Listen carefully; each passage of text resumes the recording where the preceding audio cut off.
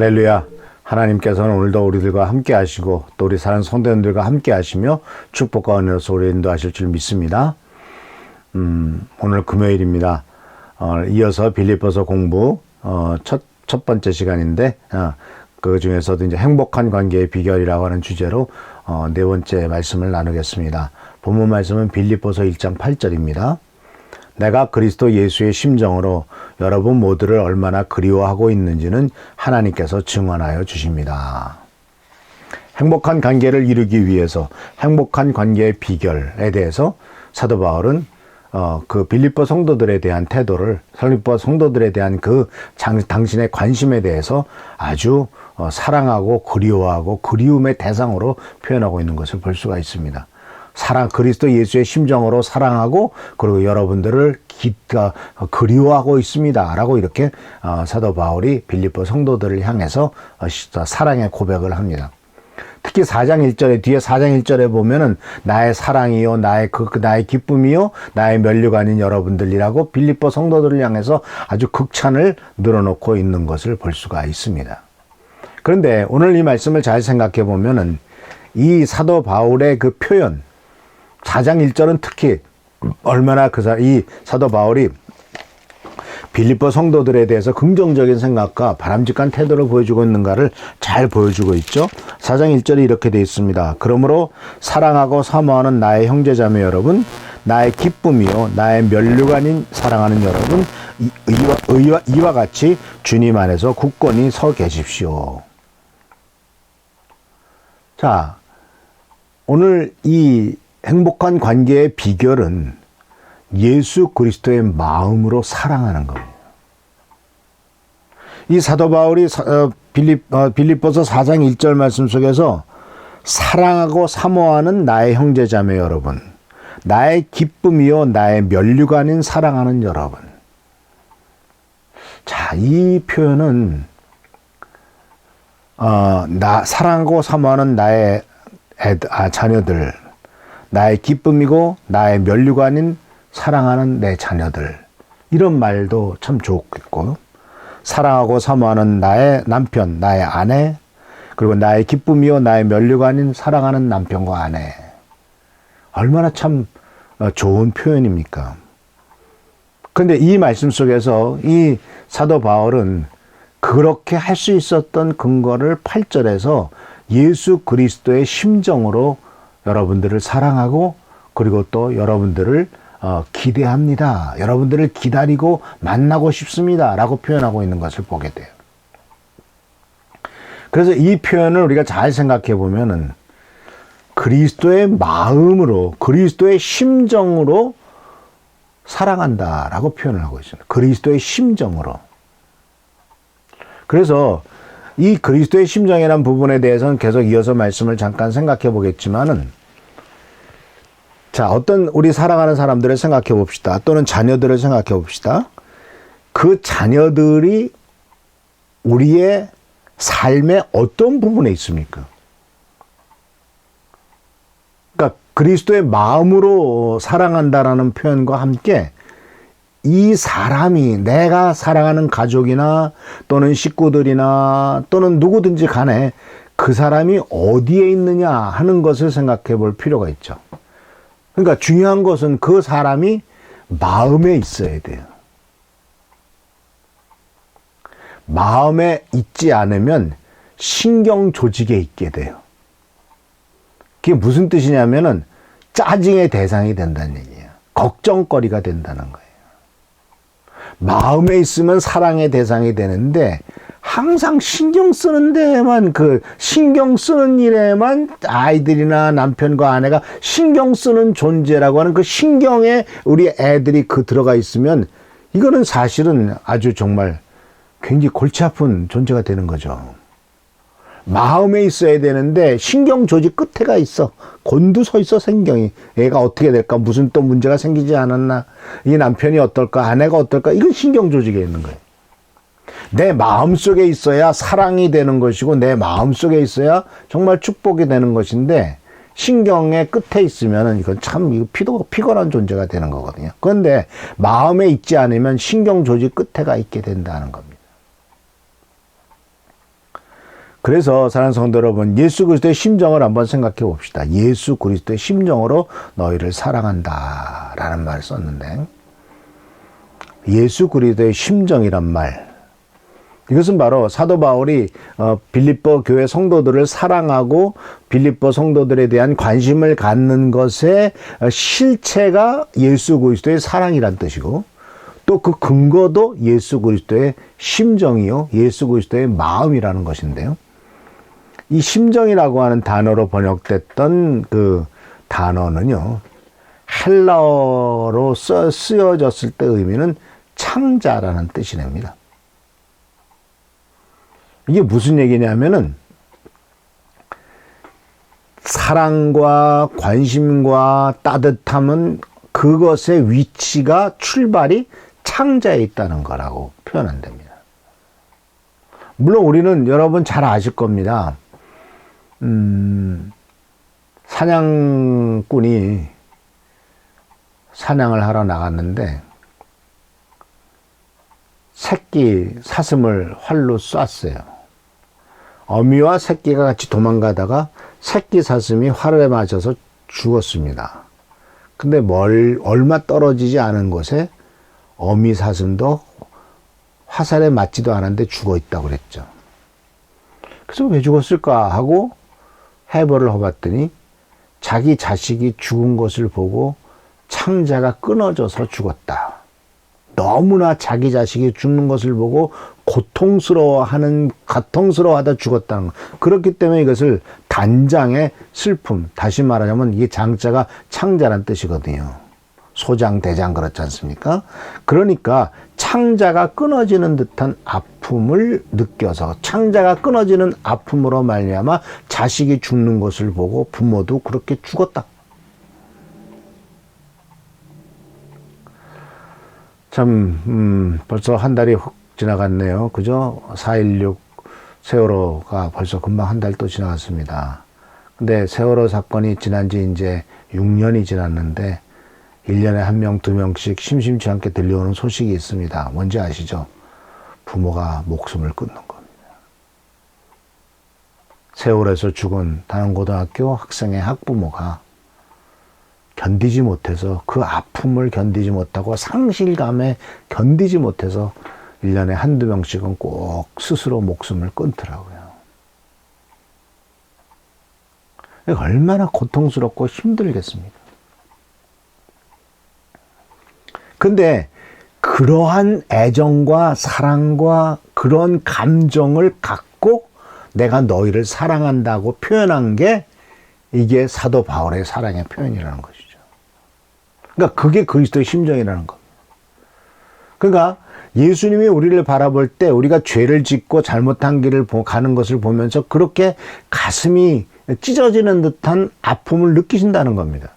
그건 우리가 느끼잖아요. 우리들 자식들이 만약 죄를 짓거나 큰 죄를 져서 감옥에 갇히고 많은 사람의 비난을 받게 되고 문제가 많이 터졌을 때 얼마나 자식 때문에 부모가 정말 내가 잘못 키웠기 때문에, 또는 내가 어때서, 요새 텔레비전에 나와서 20대도 안 되네 대학생들이 무슨 각종 성적인 다른 사람을 착취하고 뭐해서 나와가지고 쇠고랑 차고 나와가지고 잘못했습니다. 자, 애가 20살이면 그 애비 어머니가 하면 50밖에 안 됐을 거 아니에요. 자기 자식이 이제 대학교 1, 2학년밖에 안 된 놈이 정말 세상에서 온갖 지탄을 다 받아가는, 그러면서 텔레비전에 나가지고 저 쳐죽일 놈 이런 소리를 다 부모가 듣고 있을 때 그 부모의 심정은 어떻겠습니까? 자, 이런 표현은요,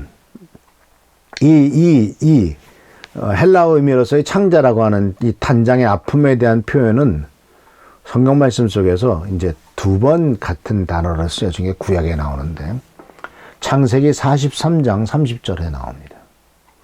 이것은 요셉이 이제 총리대신이 됐을 때 요셉의 형제들이 찾아왔잖아요. 그리고 나중에 우여곡절 끝에 이제 그 형제들이 요셉 앞에서 싸웁니다. 근데 자기네끼리 히브리어로 싸우는데 요셉이 그 말을 알아듣는 것을 모르죠.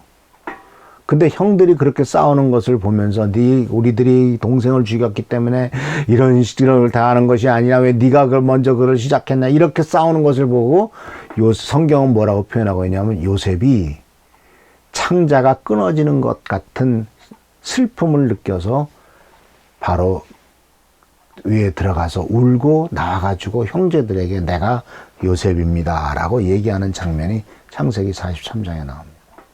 같은 단어가 쓰여졌어요. 요셉의 심정을 창자 속에 있는 그 아픔, 그러한 피 끓는 사랑, 비록 자기를 미워하고 질시하고 해가지고 그 애굽의 장사꾼들에게 팔아버리고 해서 끔찍한 일을 겪게 만든 형들이지만 그러나 그 가족이라고 하는 그 애 끊는 그런 사랑의 모습이 창세기 43장에 나오고요. 또 열왕기상 3장 26절에는 무슨 말씀이 같은 단어에 쓰여져 있냐, 무슨 상황에 같은 단어가 쓰여져 있냐면 그 유명한 솔로몬의 재판에서 두 창기가 애를 낳고 자다가 하나는 깔아 죽였는데 이제 누가 내 애냐라는 재판이 붙잖아요. 그랬을 때 솔로몬 왕이 살아있는 애를 갖고 오라고 그래가지고 데려오라고 그래가지고 칼로 쳐서 둘로 잘라서 나눠주라 그랬더니 친엄마가 어떻게 했습니까? 안 죽여도 내가 안 가져 내 자식 아니어도 되니까 저 여자에게 주라고, 얘만 제발 살려달라고 이렇게 얘기를 하죠. 그때 썼던 마음, 그때 그 애 끓는 그 자식에 대한 사랑이 불타올라서 내 자식으로 안 살아도 좋으니까 생명만 살려달라고 했던 그 한쪽 창기의 그 태도에 같은 단어가 쓰여져 있어요. 근데 놀랍게도 이런 마음이 예수 그리스도의 마음이란 얘기죠. 그리고 그런 예수 그리스도의 마음을 누가 갖고 있다고요? 사도 바울이 갖고 빌립보 성도들을 볼 때 그런 마음을 가지고 빌립보 성도들에게 다가간다는 것이죠. 물론 우리는 본능적으로 자식들에 대해서는 그런 마음이 다 가지고 있습니다. 근데 빌립보 성도들에 대해서 사도 바울이 갖고 있어요.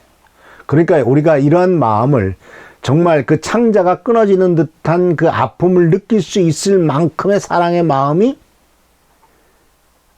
가족에게서 하나님의 백성에게로 확산되고 조금 더 확산돼 나가는, 정말 나랑 아무런 관련이 없다 할지라도 굶는 사람을 보면 견디지 못하고 이 세상에 굶는 사람 한 명도 없을 때까지 정말 나는 노력하겠다라고 생각하는 것이나, 정말 억울한 사람 한 명도 없을 때까지 내가 하겠다. 하나님의 마음은 뭐예요? 죄 짓고 죽어가는 사람이 한 명도 없었으면 좋겠다. 그렇기 때문에 내 아들을 십자가에 달려 죽게 해서라도 한 명도 멸망당하지 않으면 좋겠다라고 했던 그 하나님의 마음, 그 마음을 주님께서 우리들이 갖기를 원하신다 하는 것입니다. 그러면 세상이 얼마나 좋아지겠습니까? 그런 마음을 갖고 있다면 어떻게 다른 사람을 해하고, 내가 돈 좀 벌겠다고 다른 사람을 이용해 먹고, 내 육신의 만족과 성적 쾌락을 취하겠다고 다른 사람을 괴롭혀서 그렇게 인생을 망치게 하는 일들을 할 수가 있겠습니까?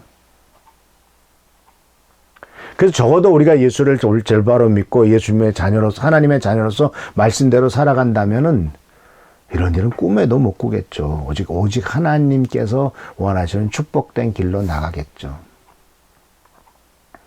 옛날에 군대에서 있을 때 그 사병들을 이 종교를 갖게 만들고 기독교를 믿게 만들고 교회로 데려다니게 하죠. 그런 걸 왜 그러냐 했을 때, 신실한 믿음의 사람은 적어도 남을 해치지는 않는다라고 하는 것을 깨달은 거죠. 군대에서도. 적어도 남을 괴롭히거나 남을 해치지는 않는다. 근데 군대라고 하는 조직 속에서 얼마나 상관이 밑에 사람들을 괴롭히고 힘들게 하고, 옛날에는 막 때리고 그냥 폭행하고 별짓 다 했지 않습니까? 근데 예수를 믿는 사람이라면, 참된 믿음의 사람이라면 다른 사람을 해치지는 않을 거다. 근데 주님은 그 정도가 아니죠. 예수 그리스도의 심정으로 너희를 사랑한다 라고 이렇게 말씀하고 있지 않습니까? 그것이 어떻게 가능해집니까? 바로 갈라디아서 2장 20절에 그런즉 내가 사는 것은 내가 아니요 그리스도 예수께서 내 안에 살아계신 것이다 라고 사도 바울이 고백하지 않습니까? 예수 그리스도께서 내 안에 살아계실 때 우리는 그 예수 그리스도의 그 내 안에 계신 그리스도의 사랑으로 다른 사람들을 사랑할 수 있고, 내 안에 계신 예수님께서 그렇게 격려하시고 그렇게 끌고 나가시는으로써 우리가 순종하며 살아갈 수 있는 것 아니겠습니까? 사실 우리 인간이 인간의 힘으로 어떻게 다른 사람을 그렇게 사랑할 수가 있겠습니까? 또 요한복음 17장 21절에 예수님께서 대제사장으로서 기도하시면서 이렇게 기도하셨어요. 내가 바라는 것은 하나님과 내가 하나인 것 같이 저들도 내 안에서 하나가 되길 바랍니다. 모두가 다 하나로 묶일, 주님은 내 안에서 하나로 묶였다. 그래서 이걸 지체의식이라고 그러죠. 그래서 고린도서에 보면 뭐라고 말합니까? 손이 발보고 네가 필요 없다고 말하지 못하고 서로를 돕고 서로를 감싸게 돼 있으니까. 그래서 우리 육체가 서로 돌봐지게 돼 있으니까. 어느 하나도 넌 필요 없는 존재라고 말할 수 없지 않습니까? 그래서 이렇게 말씀하셨습니다. 우리는 성도들이 한 지체가 됐고 성령 안에서 침례받음으로 한 몸이 되었다라고 사도 바울은 기록하고 있지 않습니까? 그래서 행복한 인간관계의 비결, 어떤 사람이든 행복한 인간관계의 비결은 하나님께서 우리 마음속에 부어주신 희망, 바로 그 사랑, 하나님께서 마음속에 로마서 5장 5절에 하나님께서 내 속에 내 마음에 부어주신 그 사랑을 가지고 살아갈 때, 그 사랑을 표현할 때 사실은 모든 인간관계 속에서 행복과 축복과 은혜가 넘치게 된다라는 사실입니다. 주님이 이 사랑을 요구하십니다. 이미 그 사랑을 주께서 우리들에게 부어주셨습니다. 그렇기 때문에 그 사랑을 받은 우리는 그 사랑에 감격해서 거기에 대한 대가로서 주님 앞에 나가게 되는 것이죠. 또 주님이 내 속에 계시니까 당연히 내 속에 계신 주님께서 주시는 마음과 그 뜨거운 사랑으로서 다른 사람을 대하게 되지 않겠습니까? 사랑하는 성도 여러분, 말씀을 마칩니다. 주님은 우리들에게 이미 이런 사랑을 베푸셨고 우리들도 이런 사랑을 가지고 내가 예수 그리스도의 심정으로 너희를 사랑한다라고 말했던 이 사도 바울의 마음이 우리들의 마음이 되기를 주님은 원하시고 또 이런 마음이 되기를 축원합니다. 그것은 내 속에 그리스도께서 살아계시기 때문입니다. 내가 그리스도 안에서 살고 있기 때문이고 그리스도 예수 안에서 우리 모두가 다 하나가 되었기 때문임을 꼭 기억하시면서 이 말씀으로 살아가는 여러분 되기를 축원합니다. 할렐루야. 기도하겠습니다. 좋으신 주님 은혜를 감사합니다. 하나님께서는 우리들이 믿음 안에서 하나가 되길 원하시고 또 정말 예수 그리스도의 심정으로 서로 사랑하기를 원하십니다. 아버지 하나님, 오늘 빌립보서 1장 8절에 나오는 말씀을 통해서 그리스도의 심정으로 빌립보 교회를 사랑했던 바로 이 사도 바울처럼 우리들도 그리스도의 심정으로 다른 사람을 사랑하고 가족을 사랑하고 품에 안는 우리가 되도록 인도하여 주시옵소서. 오늘도 함께 하시고 지켜보살펴 주시기를 바라옵고 예수 그리스도의 이름으로 축복하며 간절히 기도하옵나이다. 아멘. 오늘도 주님의 은총과 은혜 가운데 승리하는 여러분 되시기를 축원합니다. 내일 토요일 날 아침은 이제 또 이재용 목사님께서 말씀을 전해주셨습니다. 주님의 큰 축복으로서 승리하는 오늘 하루가 되기를 축원합니다. 아멘.